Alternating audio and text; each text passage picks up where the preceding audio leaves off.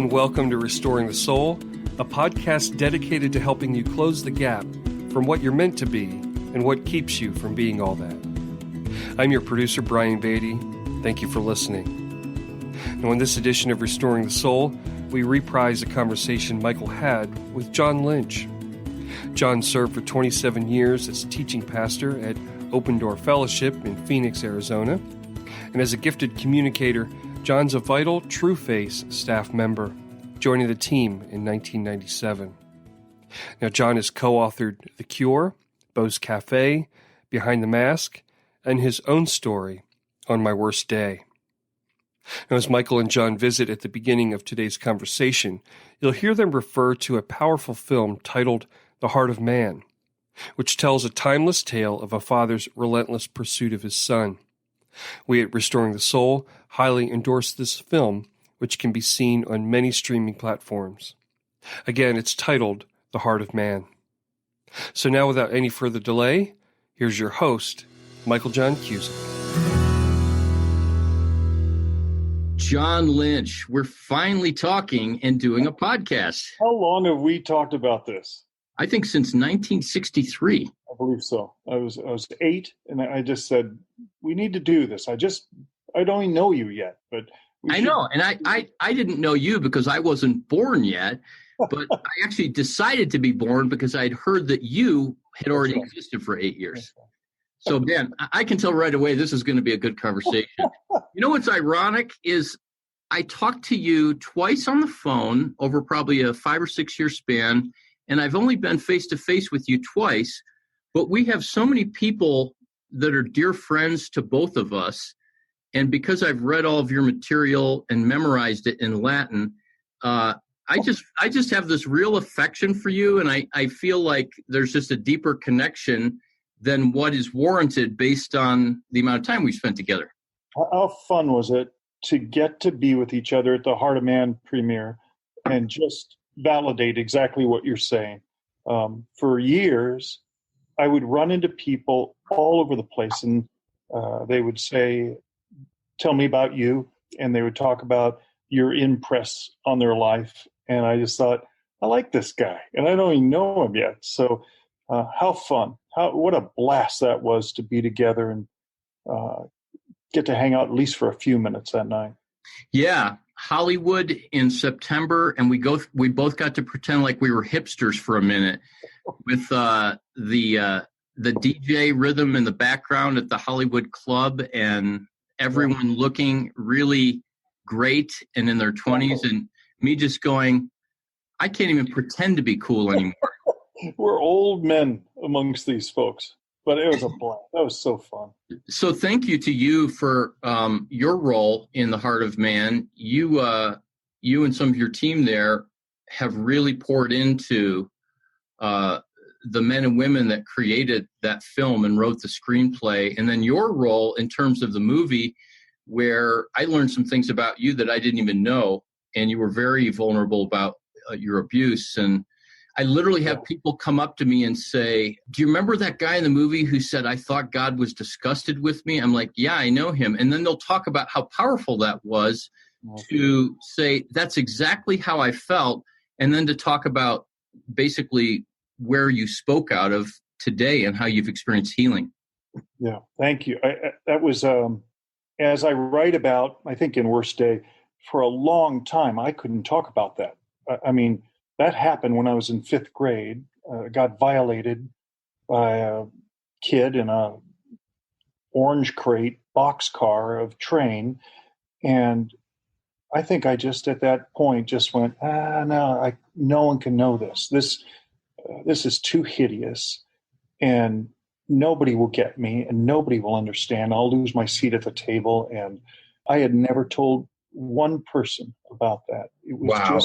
It was just, and everywhere I would go, when I would meet new people, I just thought it was written all over me. This is an abused person. This is a violated person. And even when I would be speaking places, I just thought, can we drive around the parking lot one more time? Because I'm not ready to go in.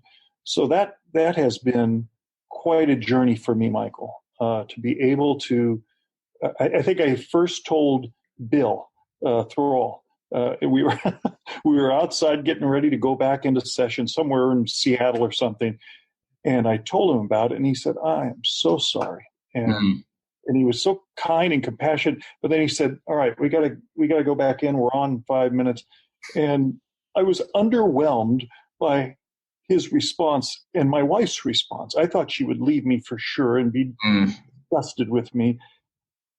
And instead, it was like, "I'm so sorry." And by the way, dinner's on in 10 minutes. So it has been, now I can't stop talking about it. I want so much to make sure that things like that don't get hidden about me. Yeah. And you're describing Bill, who, by the way, is one of my favorite people on the planet, in the very first interview in the Restoring the Soul series, the first of now what'll be 60 interviews. But his response and your wife's response, if I'm reading you correctly, it's not they blew me off, but they were unfazed by it. Like, this doesn't change anything. Well said. And I thought, okay, Jesus, I'm trusting you with me. I'm going to lose my marriage. I'm going to lose my ministry. I'm going to lose all of this. And that's exactly what they were saying is maybe even Stacy would have said, I probably knew. I probably didn't know the particulars, but I knew there was something. And yeah, so sweet to see. You know, we make that line in Beau's Café. What if there was a place so safe that the worst of me could be known, and I would discover that I'd be loved more, not less, in the telling of it. And that idea that the people that love me most have been waiting so long to get to love me in those things that they know I'm hiding. John, what changed? What series of events began to occur that on that day you told Bill that story when your whole life you had packaged it far, far away and even written a book about authenticity? That's right. I wish I had a clean answer for you. Maybe I was just tired, because it takes a lot of energy to be me when nobody in the world knows the thing that plagues me the most. Not a human being on the planet. And so I think I just was lonely. I think I just wanted others to know that to be true about me and to see, what would you do with it, Bill? It's interesting. I told Bill first, not Stacy. It was like, I trust you so much, Bill, but if this doesn't work, at least I have my marriage. I can hide there, you know. So, but it was just one of those situations where I don't think I went into that day knowing that I was going to tell anyone. But I think I was just in the middle of teaching these truths that we were teaching, and thought that this feels somewhat duplicit for me to keep not telling this about my past. And so, as a grown man,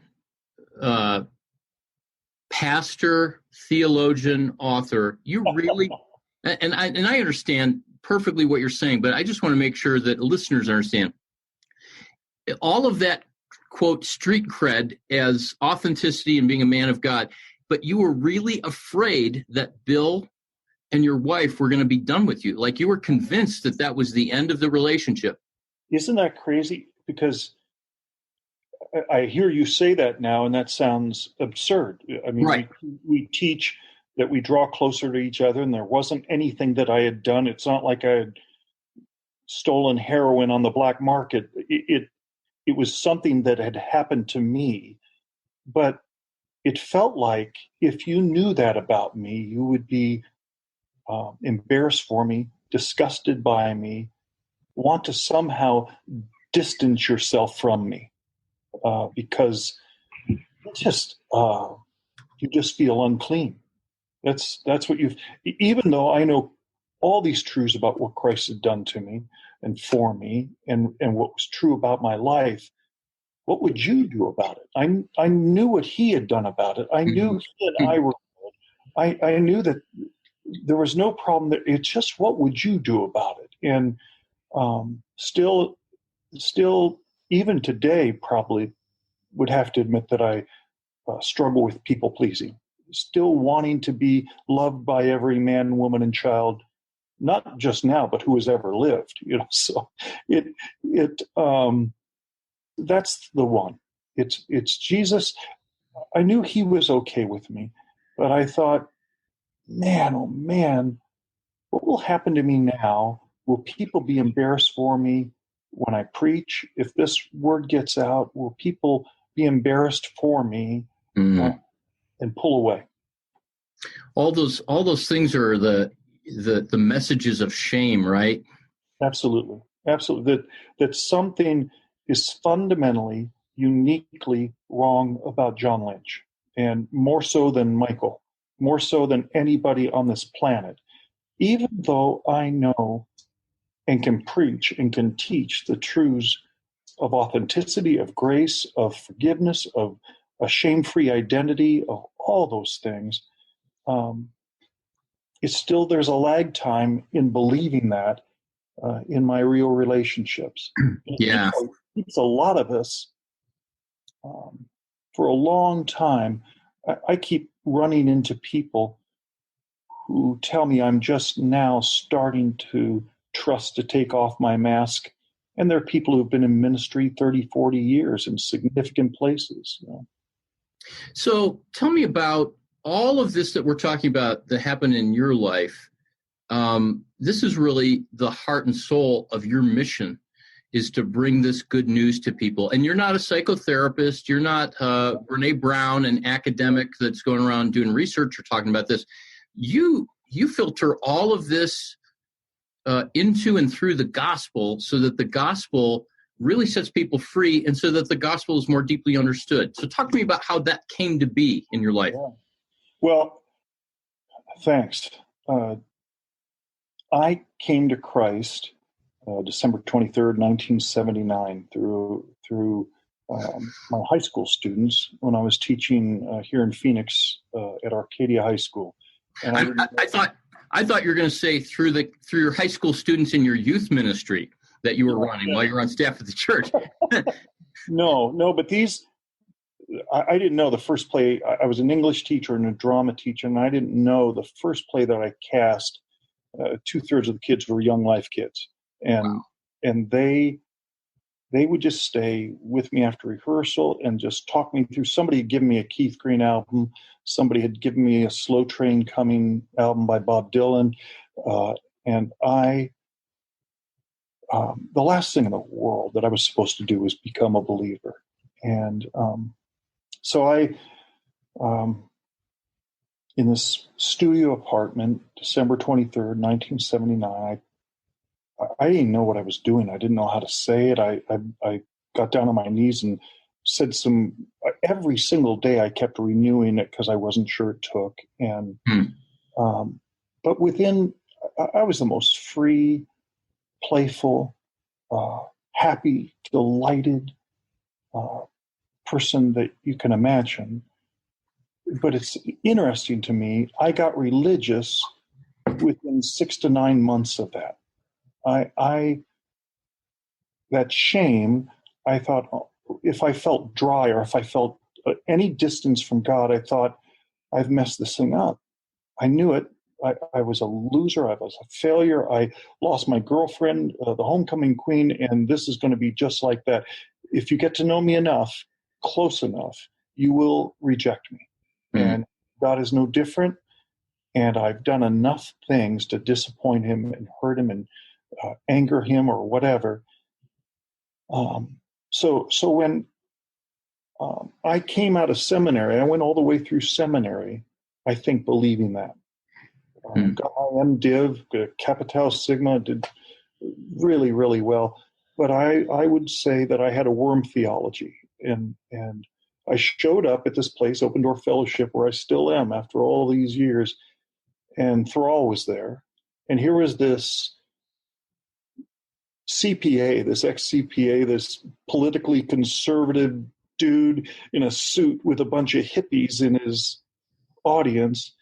And he's telling these truths of grace and teaching these truths of grace. And it wasn't even so much his words it was the nonverbal of that environment that over time convinced me. I was actually preaching. Bill had me start preaching, even though I didn't know what I was talking about. I was still a moralist. And it was one Sunday, I was in Ephesians 2, and somebody had given me Brennan Manning's book, The Ragamuffin Gospel, that week. And I found myself saying, I sure hope this branch holds, but I'm going to stop trying to hold on to God and believe that he's holding on to me. And I was terrified because I had given up my life. I'd given up my relationships and told people about Jesus and who he was in me. So I was terrified that it wouldn't work and that I would drift away. And but so far, I'm still here. Well, and thank the Lord that you are. Out of that came really what's become a life focus of what you and Bruce McNichol and Bill Thrall at True Face called the original gospel. Do you still use that wording? Yeah, the original good news. Yeah, original good news.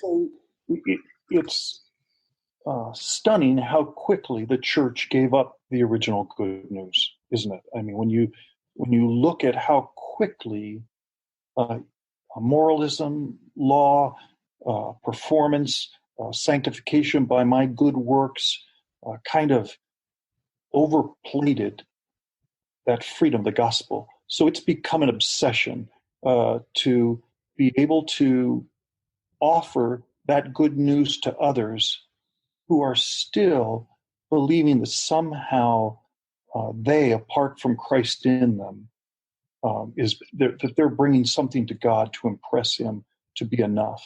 That concept, I mean, Galatians 2:20 of, I've been crucified with Christ, and it's no longer I who live, but Christ lives in me.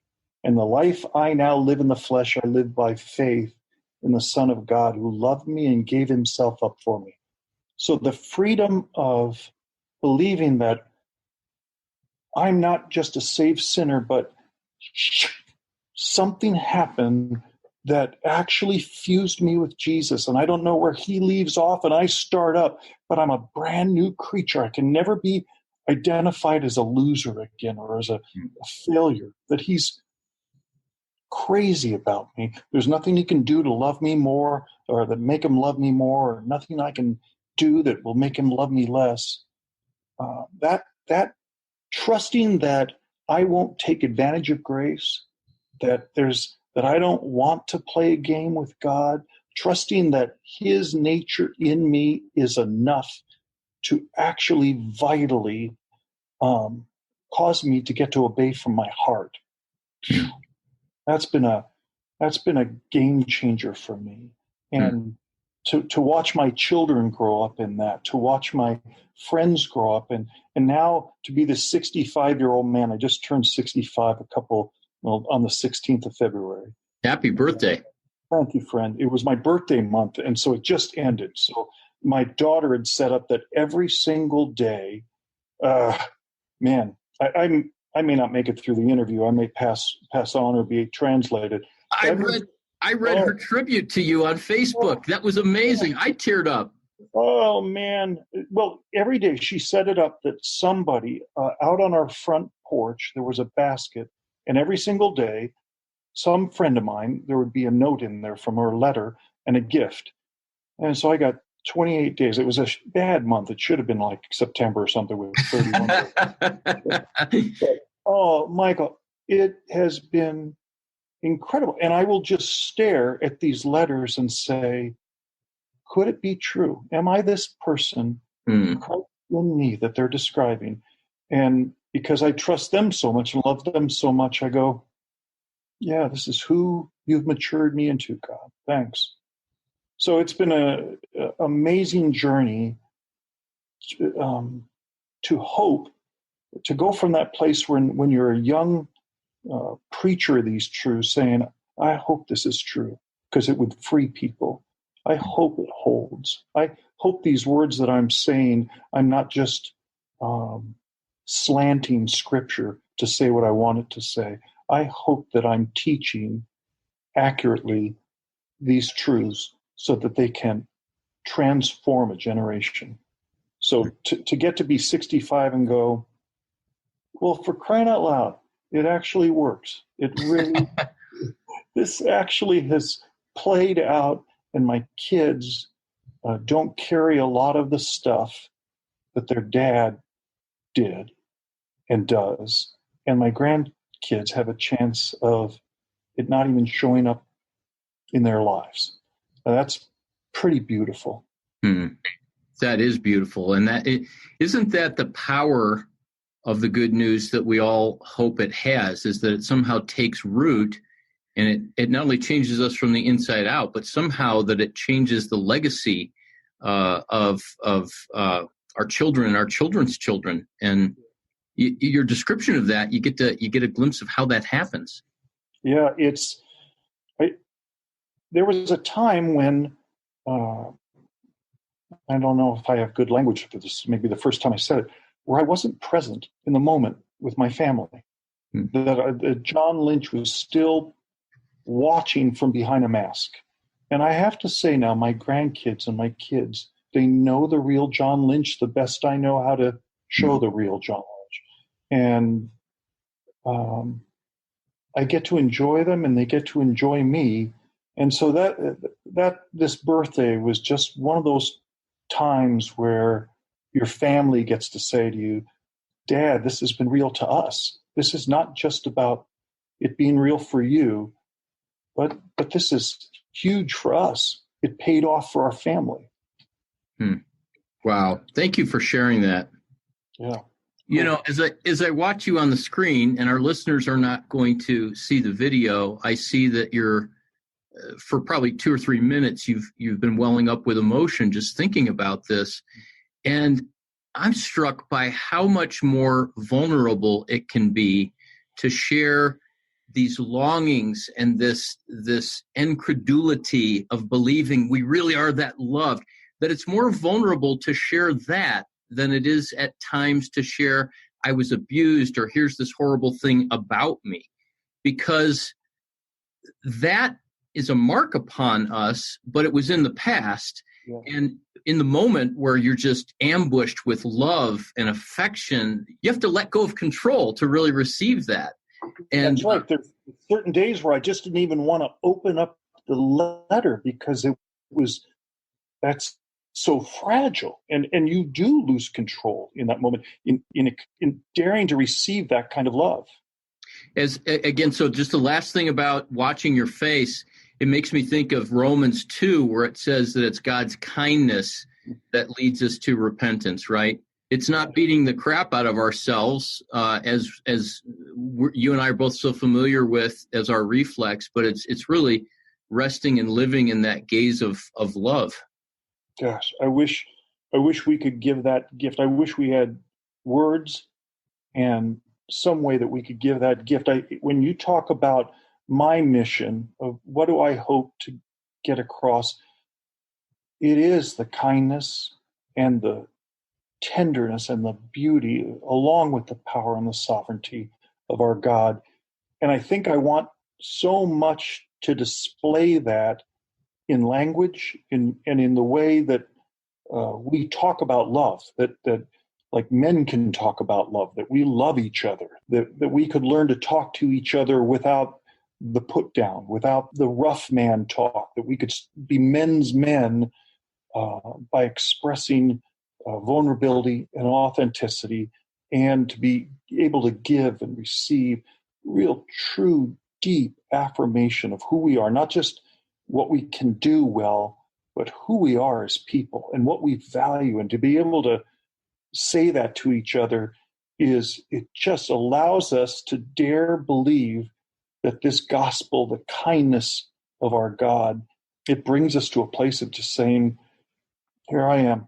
I don't want to put on a show. I don't want to bluff. I don't want to pretend. I don't want to selfishly have a life of my own that I independently. If that's true, if I am Christ in me, then that longing to love and be loved, it's innate to me. It's deep, deep, deep within me. And when we can provide a culture and an environment where that is the spendable currency, we get the best out of each other, don't we?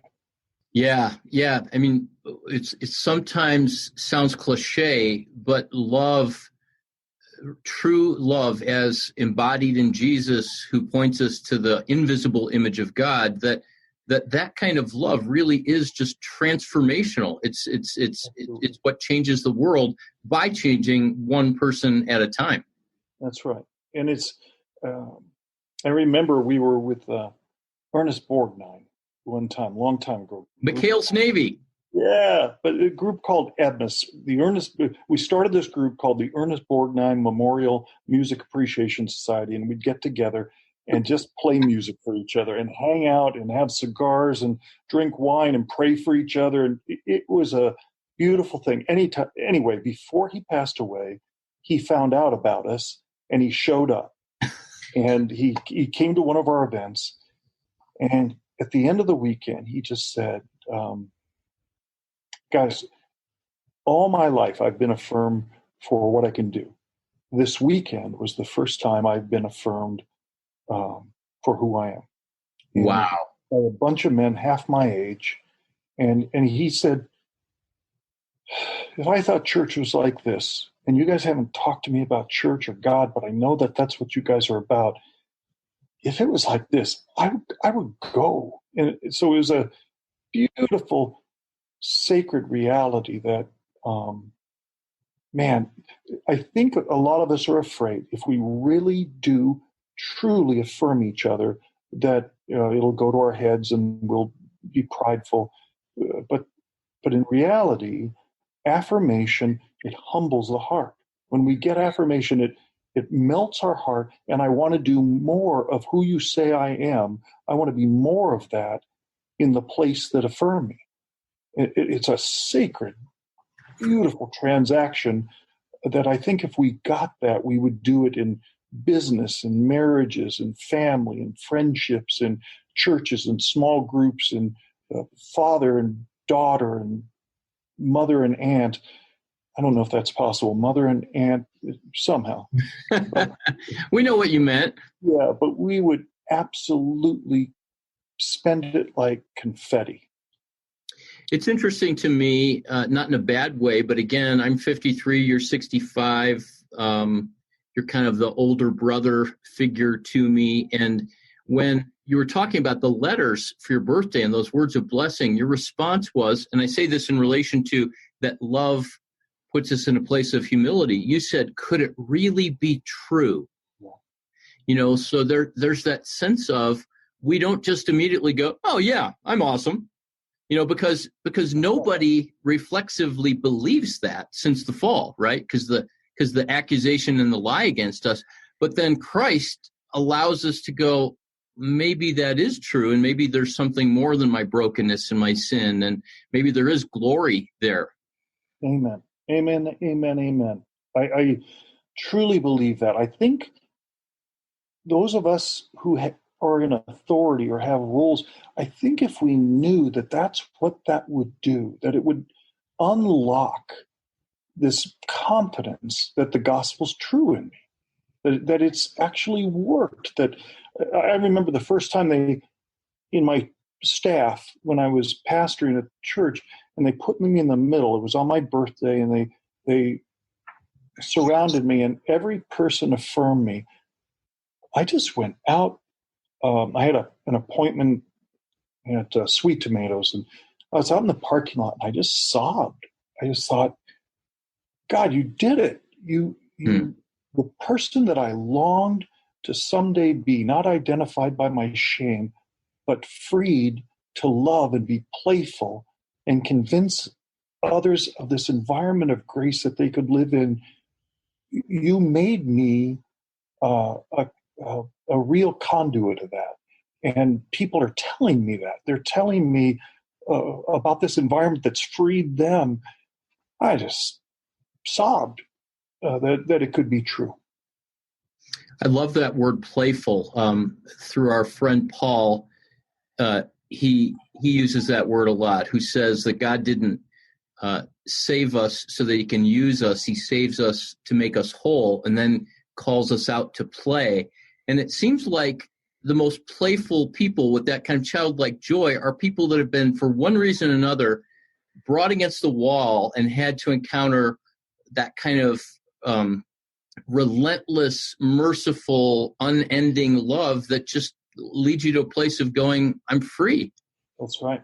Brennan says that, doesn't he? Didn't he say that why is that some people say life owes me a shrimp cocktail a certain way, and others just say, and you delight in me.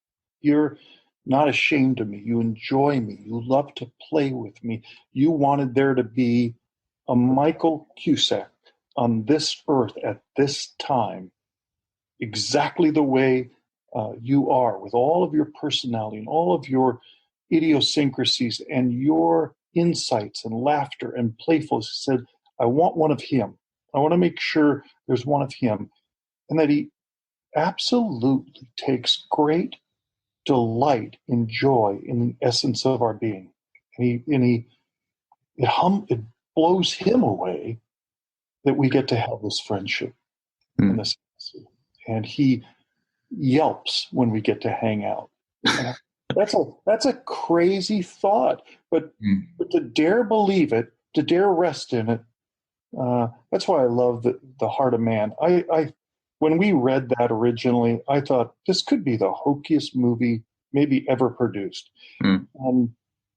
They killed it. They made this movie that showed, I think, the love of the Father. Doesn't say that, because love of the Father is needs meeting, but the delight of the Father, the playfulness of the Father, the all the time in the world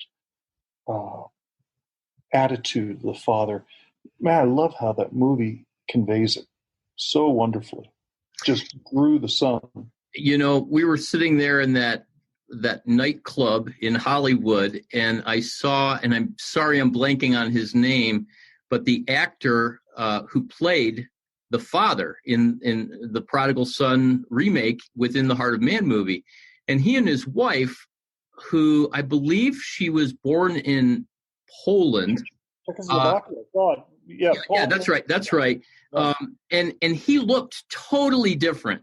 So I walked up to him and I introduced myself, and we sat there for an hour talking about his story and his life. And it was really clear to me, as delightful a man as he was, that he was not a Christ follower.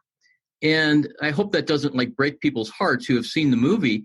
But what was absolutely fascinating to me, even though he wasn't a Christ follower, how excited he was to be able to communicate this idea of God as in the way that he did. And over and over and over again, he said, I hope that this is going to draw people together in a whole new way. And he must have said that 10 times. And it was as if he was saying, if this is what God is like, then I want everybody to know. Absolutely. I met him that night, and he introduced himself. And I thought, well, I bet you were a key grip or a gaff, or I have no idea who you are. And he finally introduced that he was the father in the.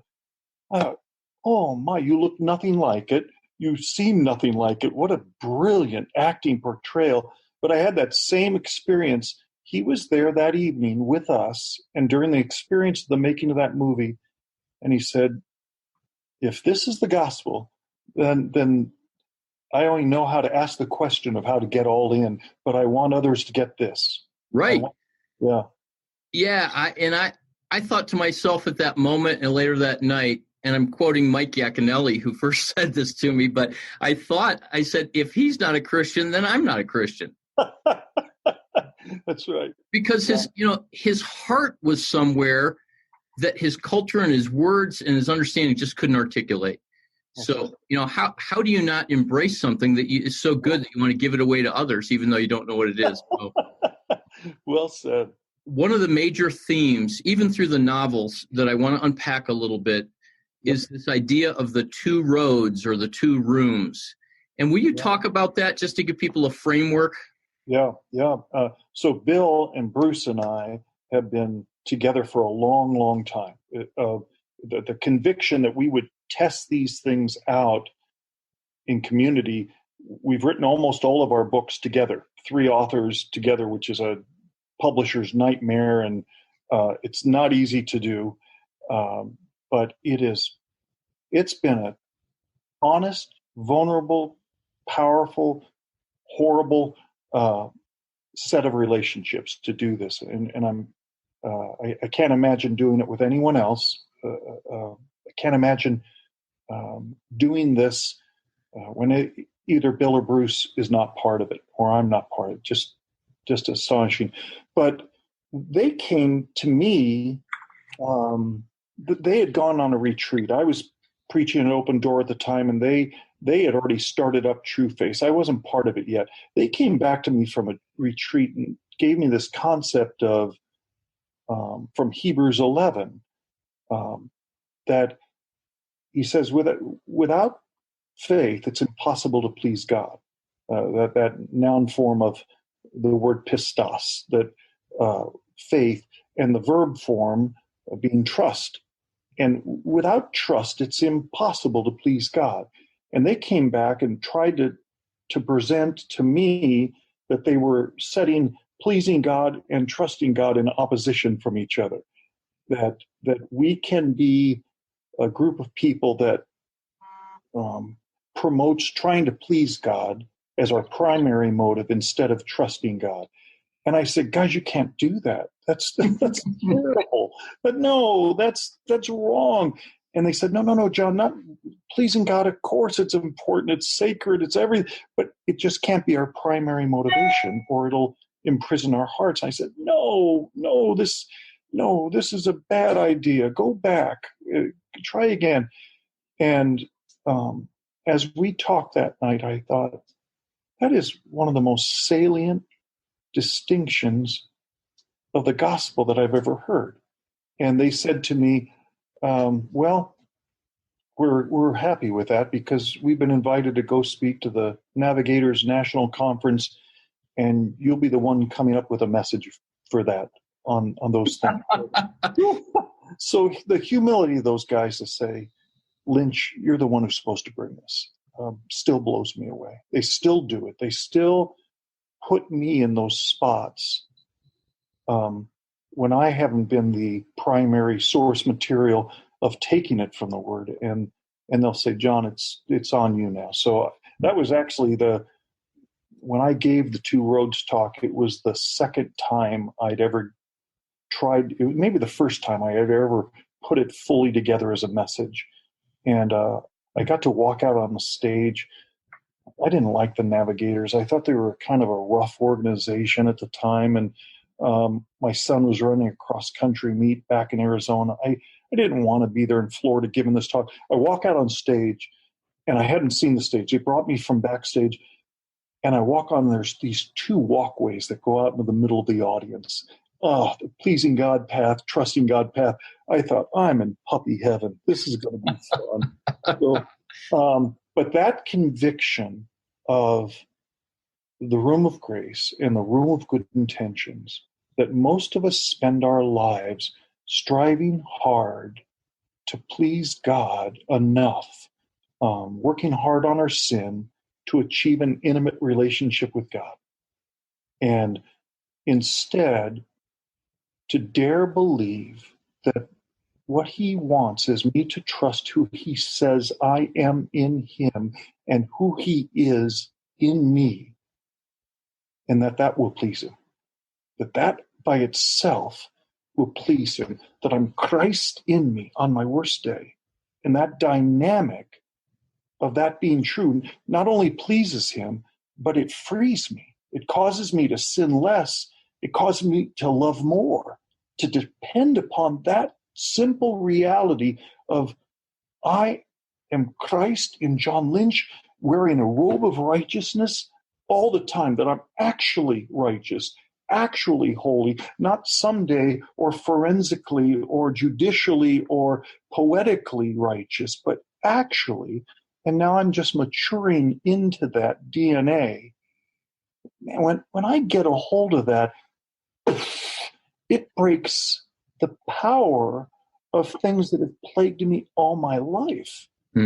Instead of being this person who's trying to perform God, to somehow be enough, I'll make promises and I'll tell him this time I really mean it. Keeps us trapped and ensnared in our own self-effort. So to dare believe that he says, John, for you to live out in humility, trusting me with who I say you are, that the shed blood of Christ was strong enough for him to come all the way around my sin. For the believer, he was never over there on the other side of my sin, that instead he stands right in front of my face and says, John, I know from the beginning, before the world began, I know and I'm crazy about you. I'm not disgusted. I'm not angry. I'm crazy about you. And he holds me so tight until he's convinced I believe it. And then, and only then, does he put his arm around me so that we can look at my issues together. And he says, and kid, we'll deal with it when you're ready. I got you. I've made you, and I've made you to want to obey from the heart. All we had to do was get the religious tripe out of the way, the man-made rules and regulations that said, come on, you got to do more, you got to do better. The appeal to the flesh, that motivation that's working in so many of our churches, that was working in this preacher for years. I tried so hard to get people to buck up, even though I couldn't do it myself. And to be able to instead say, no longer are we going to appeal to the flesh. We're going to be convinced that Christ dwells in me, and the real me wants to love and be loved and obey from the heart. Man, if I could give one message for the rest of my life, every single day of my life, I think I would want to give that message. So, John, our friend Tony Anderson said, actually in a podcast several months ago, and he got in trouble for this, and I got some hate mail. He said that the greatest unreached people group on the planet today are evangelical Christians. And you're talking, and I find myself exhaling, and I feel so compelled, and yet we both know people and churches and groups and communities for whom this news is too good to be true, or they attack it, they dismiss it. And I'm not blaming those people, because that same energy can be in me in a nanosecond in any given circumstance. What is it about our human tendency to want to push away that grace and to clench our fist against that kind of reckless love? Yeah. It's interesting. I was at this Christian Camping International conference, the Ohio group, and I'm signing a book from someone, and someone comes up and says, Tony Anderson, you know Tony Anderson. He just starts bragging on, he says, I do videos, and I do not do any videos without the sound bed being from Tony Anderson. So it was just to be in the middle of Ohio somewhere and at a camp, and some guy bragging on Tony. He's the best. He's the best. And I love what he says. Let's say hello to Tony on the count of three. 1, 2, 3. Hi, Tony. We love you, man. Love you too. So I just texted that to him the other day just to and he responded saying, he says, isn't it good that we're free from camping? There's air conditioning and homes now that we don't have to camp anymore. That's so funny. Hey, I was sitting around the other day, and I got a text from my friend Ray Haddad, who is a Lebanese man who grew up in Abu Dhabi. And I met him in Abu Dhabi, and we had lunch in Atlanta a couple months ago when I was passing through. So I get a text from him from Abu Dhabi, and it's he and Tony sitting in the desert having lunch. And I kind of introduced them, and they knew each other through their industry, but they finally got to meet. And there again is another example of the small world of mutual friends. I'm not surprised. I'm not, if if we take a picture of the moon and he's there, I won't. Well, in answer to that, I honestly think that we are afraid that we're not new creatures. I honestly think that we think we will take advantage of this. If we're given this freedom, and there isn't some, now we got to mix grace with what? With what? All grace, all truth is in grace. All grace is in truth. And I think we're afraid what we'll do with it. That I don't have a new heart, but I do. So if the passage I just read, if that God made Jesus, who knew no sin, to actually become sin on my behalf, that I would become in that same moment, just like in the same moment Jesus became my sin, that I would become the righteousness of Christ in him. Yeah. Then I don't have to be afraid that if I let this run its course and really lived it out and really believed that he's really delighted with exactly where John Lynch is right now, that I'm right on time, what would I do with that? And I know for the longest time, I believed I just had to hold on to Jesus or he would go away. And so I also think a lot of us who are in power, who have authority, who are pastors, there is these are hard words, but there's a control that keeps people coming to church. That you dangle a carrot out in front, but you make sure that they never get that carrot, because their attendance is vital, and their sense of you being the great dispenser of wisdom that they can never quite attain to is vital for that authority and that power. It's not authority, it's just title and power. But I watch that. I watch so many places where I've gone where that second tier of leadership is begging for us to come, but the senior pastor is terrified that we'll come because, he's afraid. And the trouble is, he's preaching a message of be more like me. I'm above you. I'm better at this than you. But he's hiding. He's just full of hiddenness because there's none of us who are together. There's just that person doesn't exist. We are all a mess. Yeah. We're all at the same time that I'm Christ in John Lynch, fully fused with Jesus Christ. My motives are pure about 34% of the time. And that's up from 27%. So, and I know that is true about every human being on this planet.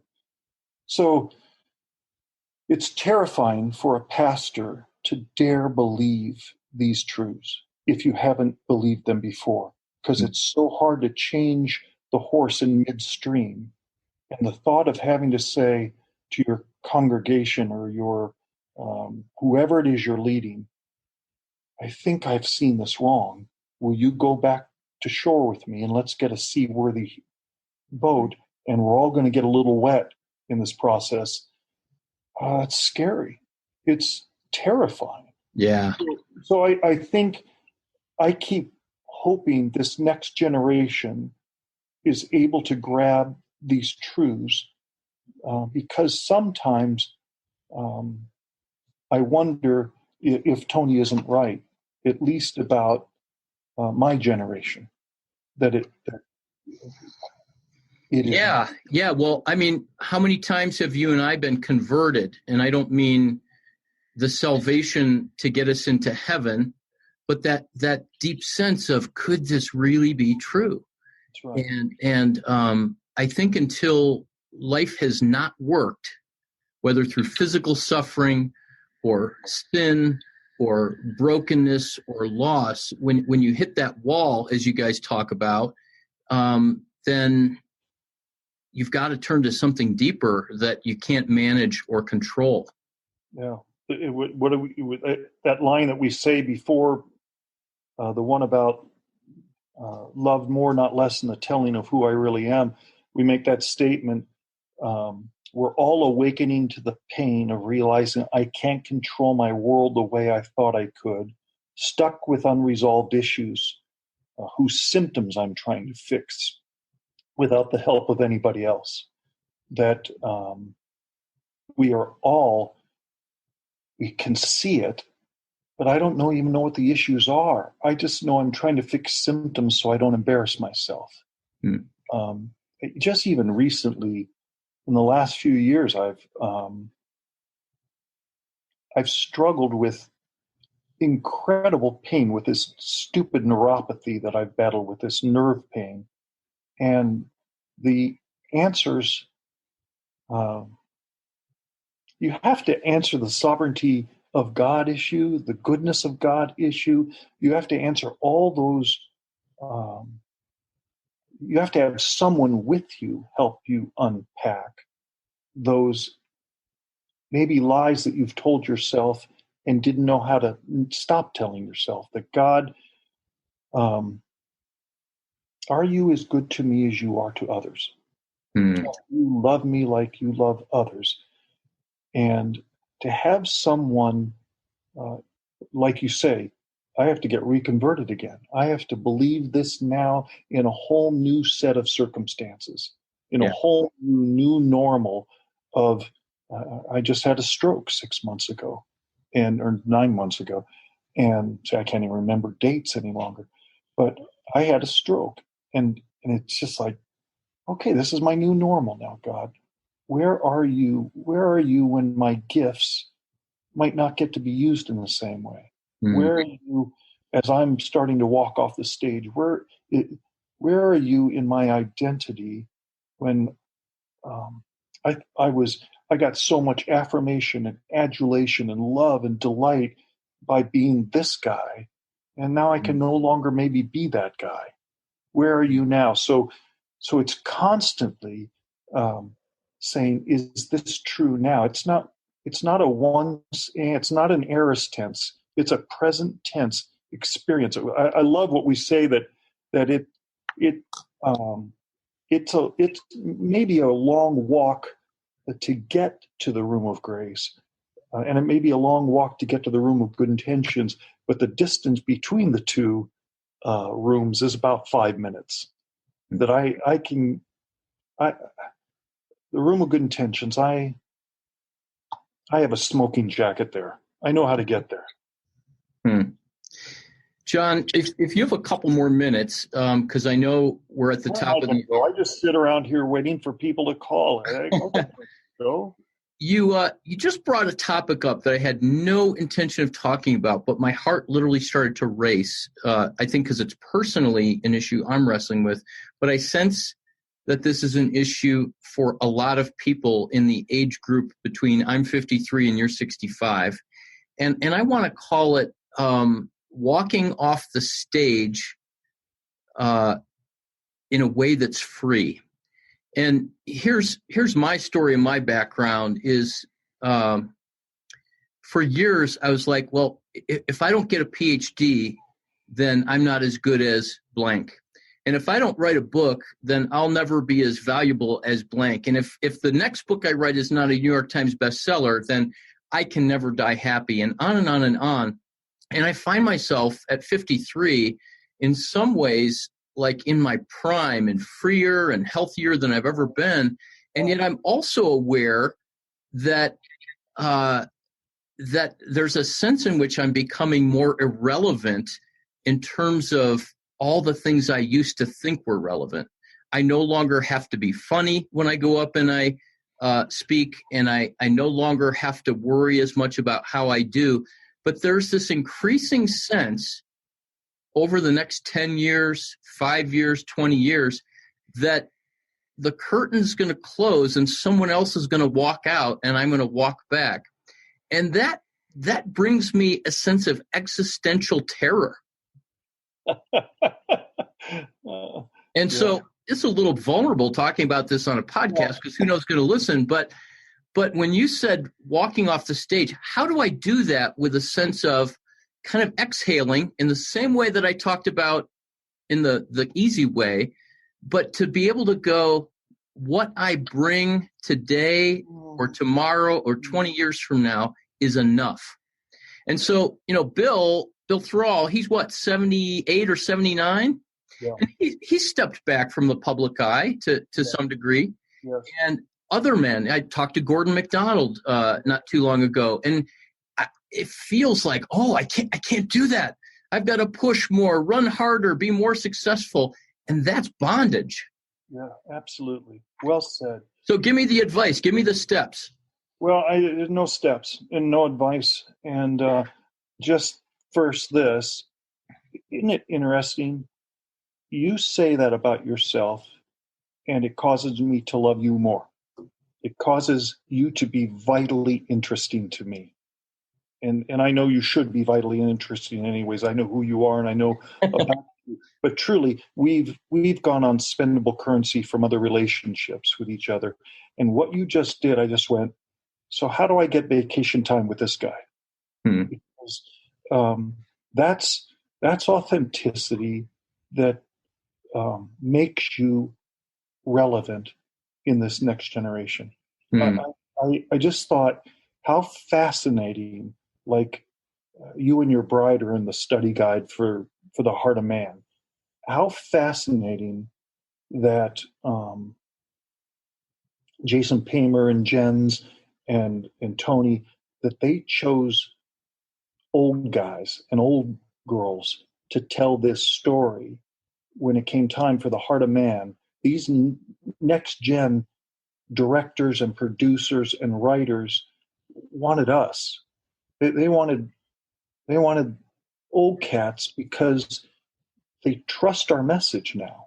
They have watched the authenticity of our message, and now it gets to be used in a greater way than in my 30s or 40s or Bill's 50s or Bruce's 60s or your 50s.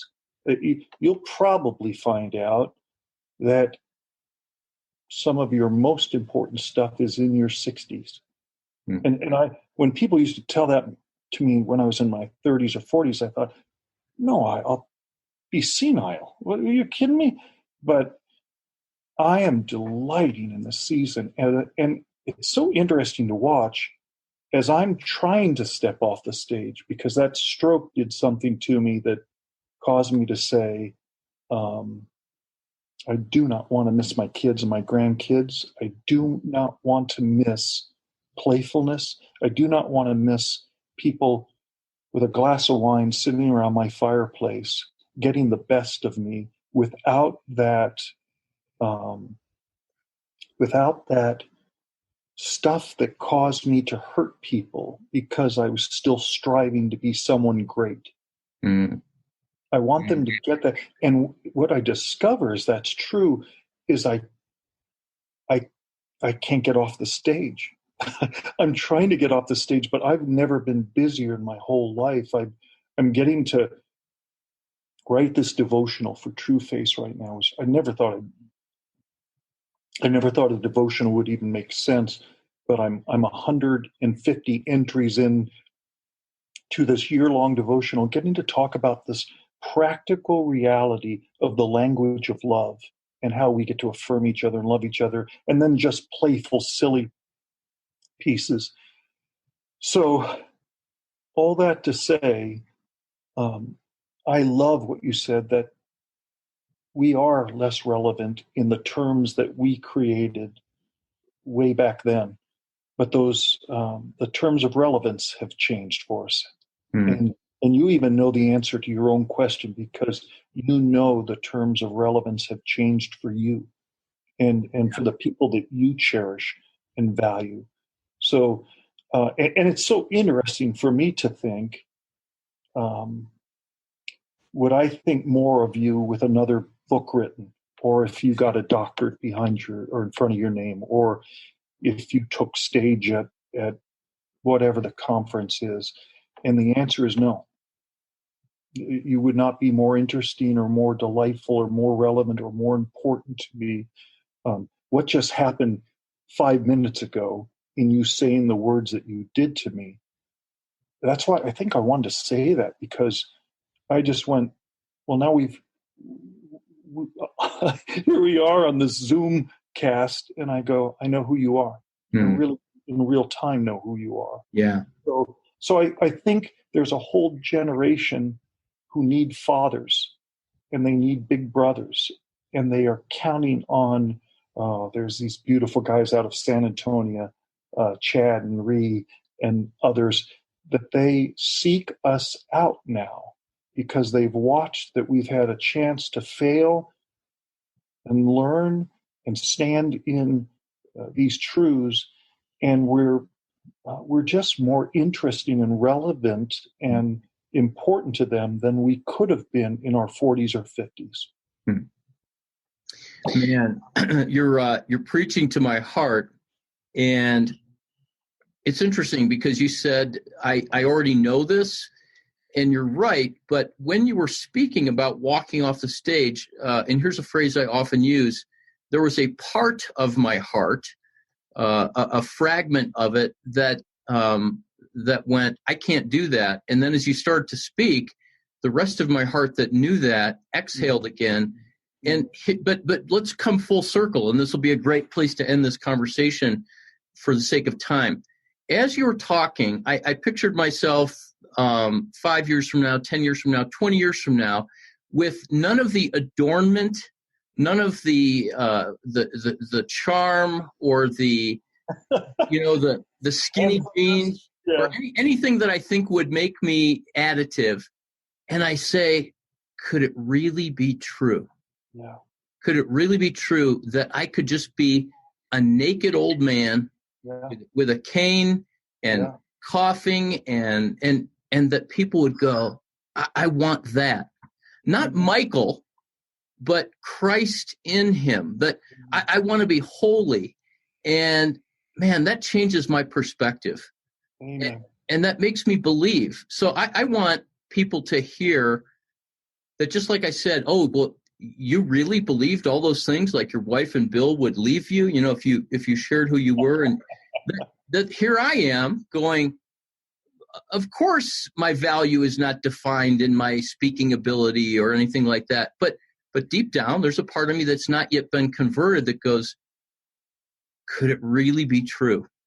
Yeah, absolutely. I